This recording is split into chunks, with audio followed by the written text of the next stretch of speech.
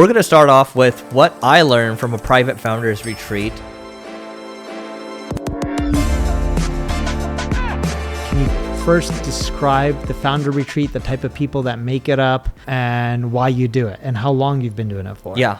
So this group, we've had it since 2018. I started it. We have 𝗖𝗛𝗢𝗨𝗧, who owns portfolio WordPress companies. WP Beginner.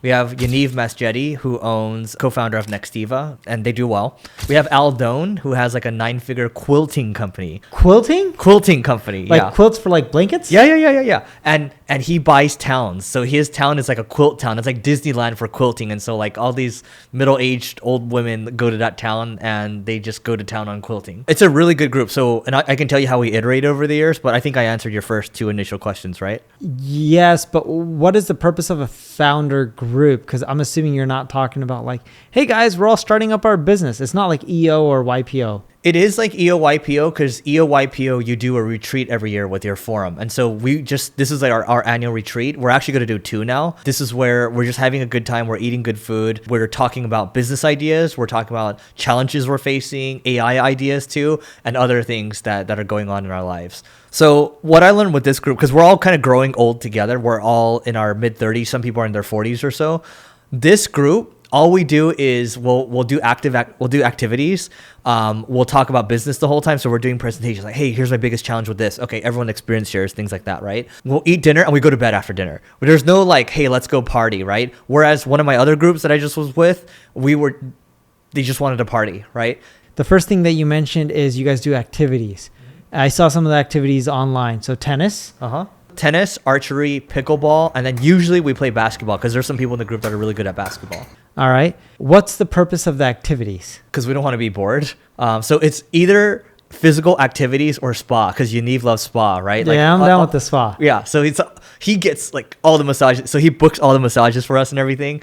I think that the big thing is we have done this for 8 years or so. We're very comfortable with this group, and we've gotten it to a point where this is our core group now. We used to rotate people in and out. We're no longer doing that. The key thing is these people are like loaded with money, right? But there's still groups like this, and there's a lot of groups like this that will be together for 20, 30 plus years or so, and they'll grow old together. Like you hear about their kids, you hear about their family and things like that. And so I think the whole entire purpose of this, it's very lonely at the top, and we both know that entrepreneurship is a very lonely game. And to have a group like this where you know you can trust everyone and you would do anything for these people goes a long way. It's like you and I have there's a close relationship, right?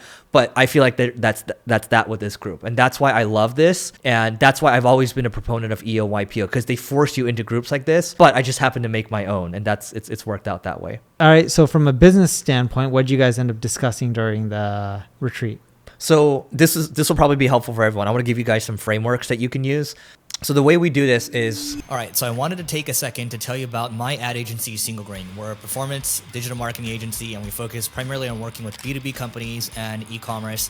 So performance marketing, that's SEO, that's paid media, that's CRO, that's ad creative. And there are a whole host of other things that we're doing with AI. That's really cool. You can go to singlegrain.com to learn more. Again, it's singlegrain.com to learn more, and we'll see you on the other side. When you're in the EO or YPO forum, you will come with we call these hot seats, right? Or no, we call these now explorations. So Neil, let's use you as an example. What's the biggest challenge you have right now in your business? Biggest challenge I have on my business is convincing people to sign up faster. Okay. So sales cycles long. So sales cycles long. Okay. So you might say, okay, that's the challenge. And then you get 10 minutes to frame what the problem is. And then we get 10 to 15 minutes to ask you clarifying questions around the room. So you have a group of smart people in different industries, right? They might not understand your core issue, but they might have an experience here that's relevant, right? And sometimes they can say pass. Then after that, each person gets 5 minutes to experience share. Not exactly give you advice. I know Neil's the type to kind of be direct and say, no, you should do this, right? In this scenario, you're actually supposed to hold back and just share your experiences. Sometimes people go directly into advice sharing, but each person goes for around 5 minutes. Wait. Yeah. Why are you supposed to just experience share and not give advice? You're not supposed to give advice because whatever advice that you give is unique to your experiences and your life. And so what happens is the argument here is from EO-YPO. It's called Gestalt rule, right? If I give Noah a piece of advice here and it screws him over, he will hate me for that, right? Or if I give you advice and you don't take the advice, supposedly I will be annoyed or whatever. I actually don't really care. nor would Neil care. Like Neil would just give advice, right? So the idea here is like, if I just experience share you, I tell you my story, you will come to your own conclusions on what you should do, and that feels better. And I will say I hated that in the very beginning of EO and YPO, but I grew to love it because I came up with my own solutions, and I didn't really like it as much when people gave direct advice because it's so contextual to them. So we would do that, and that's the format of it. Each person gets about 40. Each person's presentation goes about 45 minutes, and we'll just go around until everyone kind of finishes it. And so when you share these stories, you can, in certain cases, people are tearing up and stuff.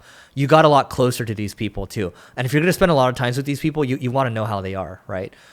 For you probably be like, screw this stuff, right? Yeah. But like it has been generally helpful. Henzo asked, I like these dinner questions.